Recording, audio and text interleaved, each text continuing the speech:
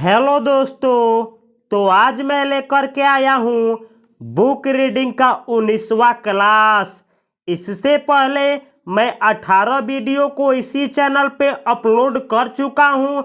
यह day 1, day 2 और day 3 करते हुए यह सीरीज आगे बढ़ रहा है।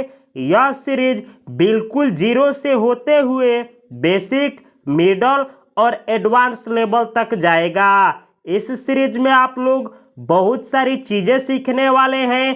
तो अगर आप लोग इस चैनल को सब्सक्राइब नहीं किए हैं तो इस चैनल को सब्सक्राइब कर लीजिए, क्योंकि यह जो किताब है यह नर्सरी का किताब है। इसके बाद LKG, UKG, क्लास 1, 2, 3, 4, इसी तरीके से 10, 12, ग्रेजुएशन, पेपर रीडिंग और स्टोरी रीडिंग और किस तरीके से कॉम्प्रिहेंशन किया जाता है, सब कुछ इसी चैनल पे इसी सीरीज में सिखाया जाएगा।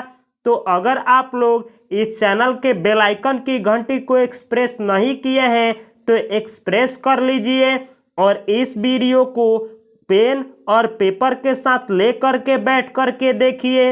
इस वीडियो में आप लोग सीखेंगे नियर, बिहाइंड और इन फ्रंट ऑफ का प्रयोग।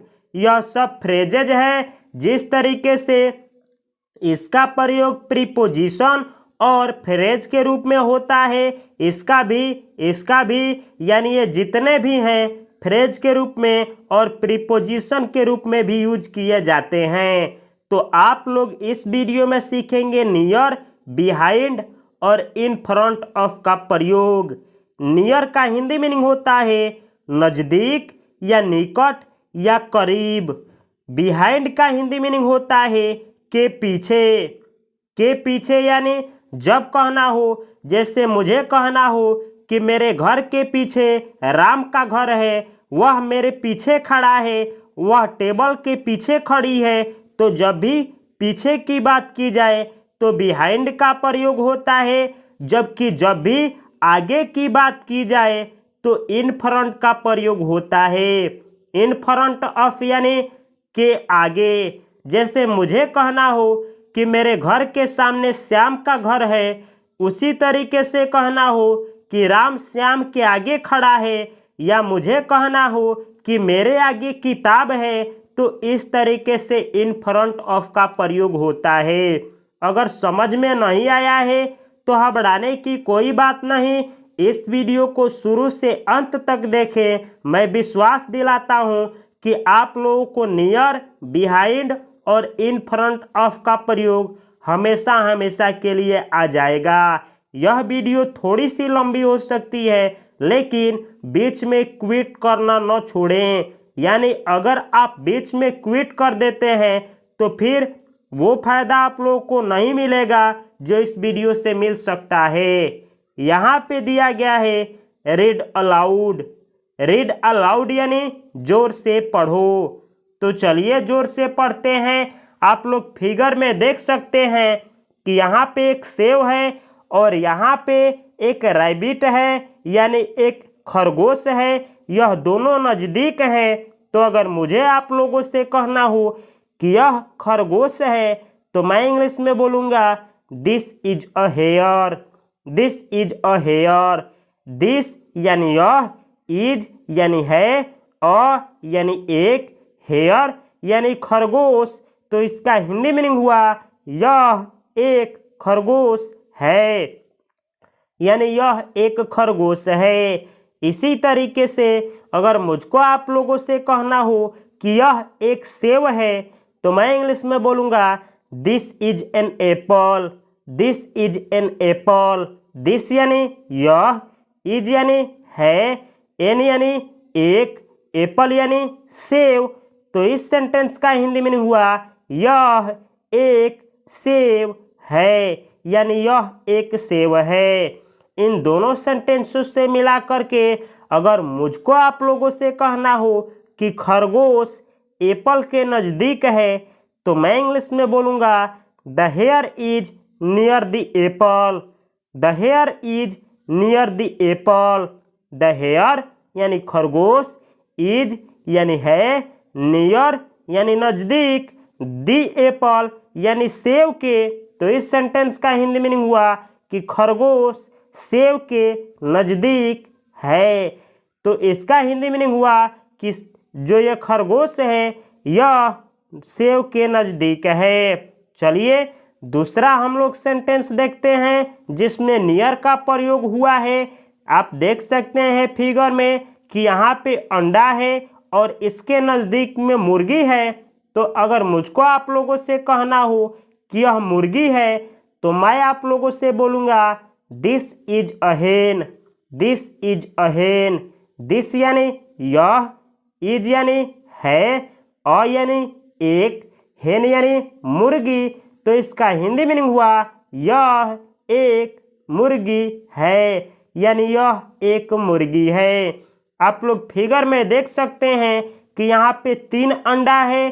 तो अगर मुझको आप लोगों से कहना हो कि यहाँ अंडा है तो यहाँ पे दिस का प्रयोग नहीं होगा, क्योंकि दिस का प्रयोग एक सामान के लिए होता है और एक से अधिक के लिए नज़दीक में चीज़ है, एक से अधिक हो तो उसके लिए दिज का प्रयोग होता है। तो मैं इंग्लिश में बोलूँगा these are her eggs, these are her eggs. These यानी ये, आर यानी है, हर एग्स यानी उसके अंडे। तो इस सेंटेंस का हिंदी मीनिंग हुआ कि यह है उसके अंडे, यानी यह जो अंडे हैं उसके हैं। तो अगर आप लोग दिस, दैट, दोज, दीज और हर, माई, आवर, हिज, हर का प्रयोग नहीं सीखे हैं तो इसी सीरीज में मैं पहले सिखा चुका हूँ। इसीलिए मैं आप लोगों से रिक्वेस्ट करता हूँ कि अगर आप एडवांस लेवल तक पूरी जानकारी के साथ इंग्लिश सीखना चाहते हैं तो इस सीरीज को डे 1 से करते हुए आगे बढ़िए। भले आप लोगों को बकवास लगे, लेकिन यकीन मानिए कि जो इस सीरीज से आप लोगों को फ़ायदा पहुंचेगा वह भटकने से कहीं भी नहीं मिलेगा। चलिए अब हम लोग बिहाइंड यानी बिहाइंड जो प्रीपोजिशन होता है उससे 2 सेंटेंस समझने का प्रयास करेंगे। यहाँ पे एक झोपड़ी है और झोपड़ी के पीछे एक पेड़ है। तो अगर मुझको आप लोगों से कहना हो कि यह एक कुटिया है या यह एक झोपड़ी है तो मैं इंग्लिश में बोलूँगा दिस इज अ हट, दिस इज अ हट। दिस यानी यह, इज यानी है, अ यानी एक, हट यानी झोपड़ी। तो इसका हिंदी मीनिंग हुआ यह एक झोपड़ी है, यानी यह एक झोपड़ी है। इसी तरीके से अगर मुझको आप लोगों से कहना हो कि वह एक पेड़ है तो चूंकि पेड़ दूर है और मुझे इशारा करके बतलाना है तो मैं इंग्लिश में बोलूँगा that is a tree, that is a tree. That यानी वह, इज यानी है, अ यानी एक, ट्री यानी पेड़। तो इस सेंटेंस का हिंदी मीनिंग हुआ वह एक पेड़ है, यानी वह एक पेड़ है। इन दोनों सेंटेंसों को मिला करके अगर मैं आप लोगों से यह कहूँ कि यह झोपड़ी आगे है, इसके पीछे पेड़ है, अगर इसी बात को मुझे इंग्लिश में कहना हो तो मैं कहूँगा आप लोगों से the tree is behind the hut, the tree is behind the hut. The tree यानी पेड़, इज यानी है, बिहाइंड यानी के पीछे, द हट यानी झोपड़ी के पीछे। तो इस सेंटेंस का हिंदी मीनिंग हुआ कि पेड़ है झोपड़ी के पीछे, यानी ये जो पेड़ है यह झोपड़ी के पीछे है। तो आप लोग एक चीज़ और सीख सकते हैं कि जब भी किसी काउंटेबल नाउन की बात की जाए, जैसे हट है काउंटेबल नाउन, ट्री है काउंटेबल नाउन, तो जब पहली बार किसी नाउन के बारे में बात होता है तो उसके आगे निश्चित रूप से ए या एन आर्टिकल लगता है, जैसे कि यहाँ पे ए आर्टिकल आया है। जबकि उसी नाउन के बारे में दूसरी बार बात की जाए तो द का प्रयोग होता है। जैसे इस सेंटेंस में दूसरी बार उसी पेड़ की बात हुआ है तो उसके पहले द आर्टिकल लगा है, जबकि यहाँ पे भी दूसरी बार उसी झोपड़ी के बारे में बात की गई है तो यहाँ पे भी द आर्टिकल लगा है। कहाँ पे ए, एन, द लगता है अगर आप लोगों को पता नहीं है तो इसी चैनल पे प्लेलिस्ट में आर्टिकल वाला वीडियो है उसको देखना ना भूलें। आगे दिया गया है, आप लोग फिगर में देख सकते हैं कि यहाँ पे एक टेबल है और टेबल के पीछे एक कैट है। तो अगर मैं आप लोगों से टेबल की तरफ और कैट की तरफ इशारा करते हुए कहूँ कि वह एक बिल्ली है, तो चूंकि बिल्ली जो है वह मुझसे दूर है, तो मैं इंग्लिश में बोलूँगा that is a cat, that is a cat. That यानी वह, इज यानी है, अ यानी एक, कैट यानी बिल्ली। तो इस सेंटेंस का हिंदी मीनिंग हुआ वह एक बिल्ली है, यानी वह एक बिल्ली है। और टेबल जो है वह बिल्ली से नज़दीक है, तो इसके लिए मैं दिस का प्रयोग करूँगा और मैं इंग्लिश में बोलूँगा this is a table, this is a table. This यानी यह, इज यानी है, अ यानी एक, टेबल यानी टेबल। तो इस सेंटेंस का हिंदी मीनिंग हुआ यह एक टेबल है, यानी यह एक टेबल है। इसी तरीके से अगर मुझको आप लोगों से कहना हो कि बिल्ली जो है टेबल के पीछे है, तो मैं आप लोगों से इंग्लिश में बोलूँगा the cat is behind the table, the cat is behind the table. The cat यानी बिल्ली, इज यानी है, बिहाइंड यानी के पीछे, द टेबल यानी टेबल के पीछे। तो इस सेंटेंस का हिंदी मीनिंग हुआ कि बिल्ली टेबल के पीछे है। तो चित्र में आप लोग देख सकते हैं कि बिल्ली जो है वो चित्र के पीछे है, सॉरी टेबल के पीछे है। यहाँ पे भी आप लोग देख सकते हैं कि जब कैट का बात पहली बार हुआ है तो ए आर्टिकल, टेबल का बात पहली बार हुआ है तो ए आर्टिकल लगा है, जबकि यही कैट और यही टेबल है। जब इसके बारे में दूसरी बार कुछ कहा गया है तो कैट के पहले द आर्टिकल और टेबल के पहले द आर्टिकल लगा है। चलिए आगे बढ़ते हैं और कुछ समझने का प्रयास करेंगे। अब आप लोग समझेंगे इन फ्रंट ऑफ से कुछ उदाहरण। तो चित्र में आप लोग देख सकते हैं कि यह एक घर है और घर के सामने कार है। तो अगर मुझको आप लोगों से कहना हो कि यह जो है वह स्पोर्ट्स कार है, यह खेलने वाली कार है, तो मैं इंग्लिश में बोलूँगा this is a sports car, this is a sports car. This यानी यह, इज यानी है, अ यानी एक, स्पोर्ट्स कार यानी खेलने वाली गाड़ी। तो इस सेंटेंस का हिंदी मीनिंग हुआ यह है एक खेलने वाली गाड़ी, यानी यह एक खेलने वाली गाड़ी है।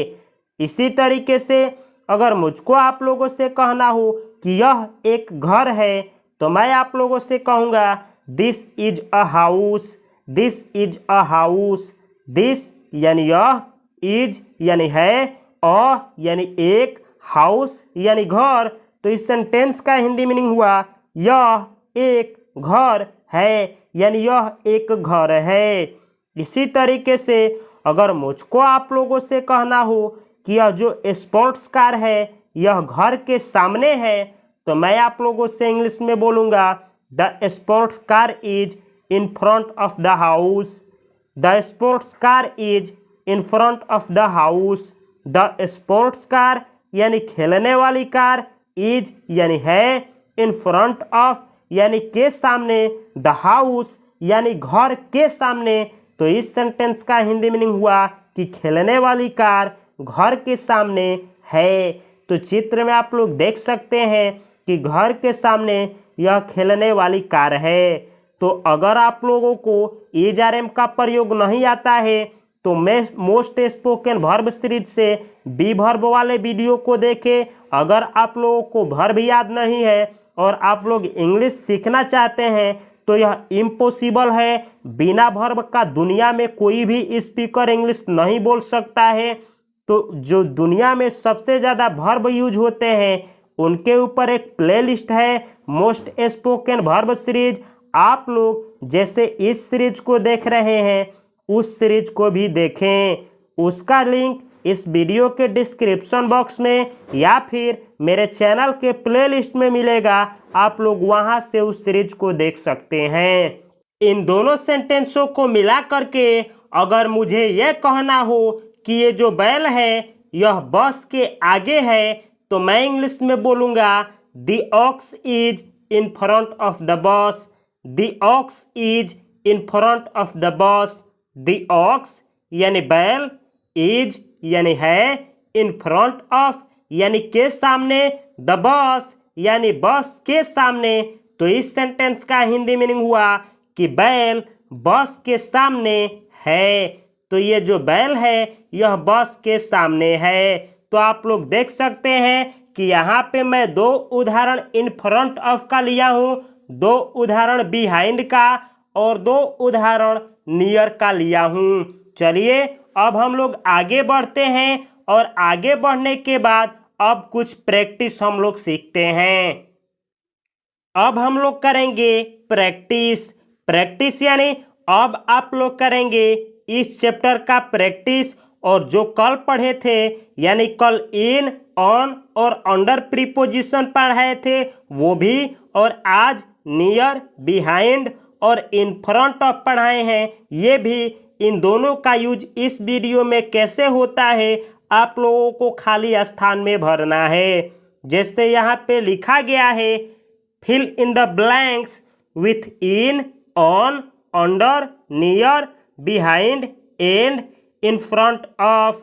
फिल यानी भरे, इन यानी में, द ब्लैंक्स यानी खाली स्थान में भरे, विथ यानी से यानी खाली स्थानों में भरना है, इन से, ऑन, अंडर, नियर, बिहाइंड और इन फ्रंट ऑफ यानी खाली स्थान को दिया गया है। आप लोगों को इन, ऑन, अंडर, नियर, बिहाइंड और इन फ्रंट ऑफ भरना है। जैसे यहाँ पे आप लोग देख सकते हैं कि एक टेबल है और टेबल के ऊपर एक जग है, यानी एक कुर्सी है और कुर्सी के ऊपर एक जग है। तो अगर मुझको आप लोगों से कहना हो कि जग कुर्सी के ऊपर है, तो मैं इंग्लिश में बोलूँगा the jug is on the chair. तो यहाँ पे आप लोग ऑन प्रीपोजिशन भरेंगे। यहाँ पे आप लोग लिखेंगे ऑन, ON। यहाँ पे आप देखते हैं, यहाँ पे आप लोग देख सकते हैं कि बॉक्स के अंदर रिंग है।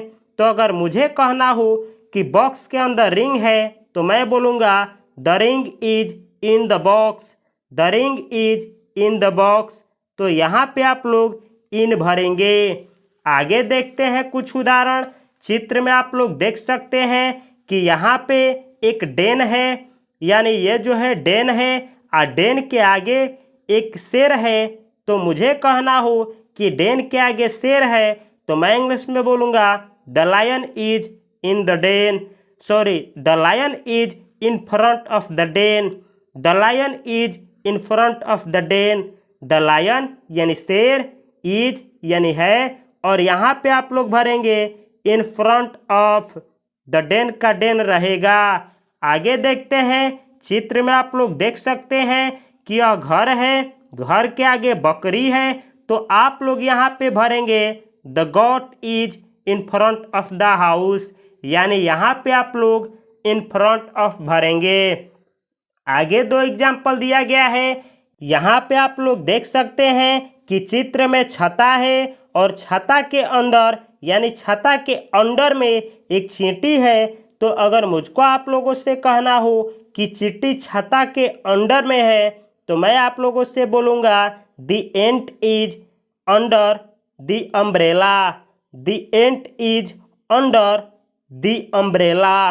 द एंट यानी चींटी, इज यानी है, अंडर यानी के अंदर, अम्ब्रेला यानी छाता के अंदर। तो यहाँ पे आप लोग अंडर प्रीपोजिशन का प्रयोग करेंगे। और यहाँ पे आप लोग देख सकते हैं कि यहाँ पे एक आदमी है और आदमी के साइड में यानी बगल में जो है वह वैन है।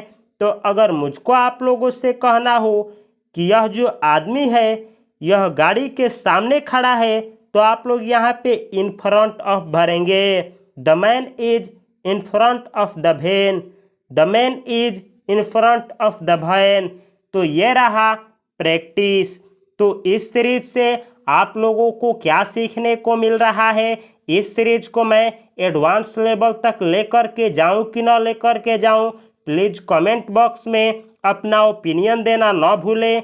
अपना नाम और आप लोग कहां से इस वीडियो को देख रहे हैं कमेंट बॉक्स में कमेंट करें, और अपने दोस्तों के साथ और किसी ना किसी एक सोशल मीडिया पे या किसी ना किसी ग्रुप में इस वीडियो को शेयर करना ना भूलें। मिलता हूं मैं अगले वीडियो में अगले टॉपिक के साथ। तब तक के लिए आप सभी को और आप सभी के माता पिता को मेरी तरफ से हार्दिक शुभकामनाएं। नमस्कार, जय हिंद।